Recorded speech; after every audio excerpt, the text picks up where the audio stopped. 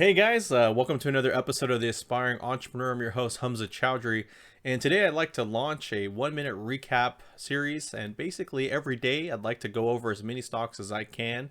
We'll do a 1 minute recap where we look at the technical analysis, if there's any breaking news for the stock. And that way, I really respect a lot of people's time. And I know that we're always just trying to get the information that we need to know and make a better decision in our trading. And I figure what better way than do a 1 minute recap. So what we're going to do is go over different stocks. And then for you, the viewer, you'll be able to get the information you need to hopefully make a better decision on your trading. Okay, guys. Well, with that said, I'm excited to launch, and we'll launch it right away starting this week with the elections right around the corner here. So I hope you guys enjoy the recaps. Let me know your thoughts, and if there's any symbols that you'd like me to cover, feel free to list them in the comment section below. All right, guys, have a good one. I'll talk to you soon. Take care.